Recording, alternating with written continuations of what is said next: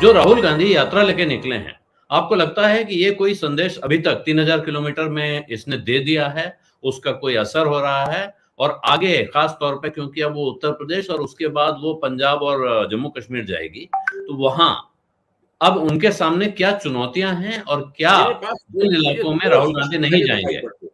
जी। मुझे इससे कांग्रेस को होने वाले दो स्पष्ट फायदे दिखाई पड़ते हैं। हम्म। पहला तो ये है कि ये यात्रा राहुल गांधी को उनके व्यक्तिगत मोक्ष के नजदीक ले जा रही है। हम्म। यानी व्यक्तिगत रूप से उनकी एक राजनीतिक मजबूत इमेज बन रही है, एक संघर्षशील इमेज बन रही है कि ये आदमी लगा रहेगा, जुटा रहेगा, जो संकल्प लिया है उस संकल्प से पीछे नहीं हटेगा। तो पहले जो उनकी थोड़ी इस मामले में छवि हिली रहती थी, वो अब पार्ट नहीं टाइम रहेगी। पॉलिटिशियन वाली। हाँ, वो सब नहीं रहेगी और राहुल गांधी को एक गंभीर राजनेता के तौर पर इस देश की जनता इस यात्रा के जरिए देखने लगेगी। ये एक बहुत बड़ा फायदा हो रहा है। पहली बात तो ये।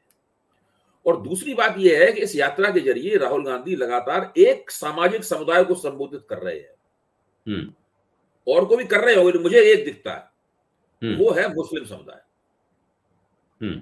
जिस तरीके से सांप्रदायिकता का मुद्दा उठा रहे हैं, देश जोड़ने का मुद्दा उठा रहे हैं, भाजपा देश तोड़ रही है, नफरत फैला रही है, मैं मोहब्बत का सौदागर हूं, वगैरह वगैरह जो बातें वो लेके आ रहे हैं, उसमें सीधे सीधे लोकसभा चुनाव में मुस्लिम समुदाय कांग्रेस को पहले के मुकाबले ज्यादा हमदर्दी के साथ देखेगा, ऐसा मुझे लगता है। तो ये दो बहुत बड़े फायदे, मुसलमान समुदाय कहीं कांग्रेस को मिलता था, कहीं नहीं मिलता था, ये दो बड़े फायदे कांग्रेस को हो सकते हैं, बशर्ते इन दोनों फायदों को राजनीतिक रूप से भुनाने के लिए कांग्रेस के पास एक बेहतर सुनियोजित अनुशासित संगठन हो, जिसकी मुझे बहुत कमी दिखाई पड़ रही है। देखिए, पार्टियां मजबूत आला कमान के दम पे चलती हैं भारत में। आंतरिक लोकतंत्र तो किसी पार्टी में होता नहीं है। जिस पार्टी में चेन ऑफ कमांड क्लियर होता है, स्पष्ट होता है, और एक मजबूत आला कमान होता है, वो पार्टी ठीक चलती है। ये भी व्यवहारिक बात है। हाँ। तो कांग्रेस के पास ना तो चेन ऑफ कमांड की भी कांग्रेस के पास कमी है, और एक मजबूत आला कमान की भी कमी है। अगर मजबूत आला कमान होता, भी राजस्थान में उन्होंने गहलोत वर्सेस पायलट का किस्सा सुलझा दिया होता उन्होंने। चुनाव सिर पे खड़े हुए हैं, वो अभी तक चल रहा है मामला उनका। अब ठीक है। हाँ, तो आप दो फायदे तो आप इसके बता रहे हैं, हो सकता है, उसके जरूरी है जी।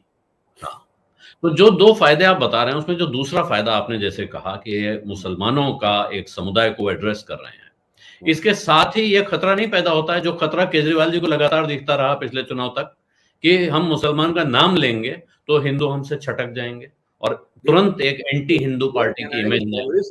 कांग्रेस आज इस मुकाम पे पहुंच गई है कि उसे अब जरा नुकसानों की चिंता बंद कर देनी चाहिए। उसको साहसपूर्वक आगे बढ़कर अपनी दावेदारियां करनी चाहिए, क्योंकि उसके पास ज्यादा कुछ बचा नहीं है। भाई, उसकी झोली से जाएगा क्या? बैकवर्ड पिछड़े समुदाय है, वो कांग्रेस को अपना नेता मानते नहीं। दलित समुदाय भी पहले की तरह कांग्रेस को नेता नहीं मानते। जो उत्तर भारत की ऊंची जातियां हैं, ब्राह्मण, बनिया, ठाकुर, वो भी कांग्रेस को अपना नेता नहीं मानती। तो कांग्रेस के पास कोई बहुत ज्यादा ऐसा खोने के लिए कुछ नहीं है। कांग्रेस तकरीबन सर्वहारा की स्थिति में है। तो ऐसी स्थिति में कांग्रेस अगर हिम्मत के साथ में एक बहुत बड़े पुराने अपने मतदाता मंडल को अपने साथ जोड़ सकती है, तो ये एक बहुत बड़ा प्लस होगा कांग्रेस के पक्ष में।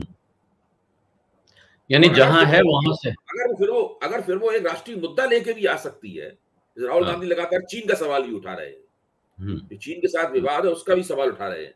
अगर इस चीज को कुछ ऐसी घटना हो जाती है जिससे कांग्रेस की बात ज्यादा जनता को मजबूत लगने लगे और भाजपा उसमें रक्षात्मक स्थिति में, कभी भी कुछ भी हो सकता है, अभी तो 1 साल पड़ा हुआ है। अगर मान लीजिए कोई ऐसी घटना हो जाती है, चीन अगर कोई एडवेंचर करता है, तो उसको तो भारतीय जनता पार्टी की सरकार तो सांसद में फंस जाएगी उससे। तो मैं कहना ये चाहता हूं कि अब चीन का मसला होगा या और कोई मसला होगा, मुझे नहीं पता है, किसी को नहीं पता है।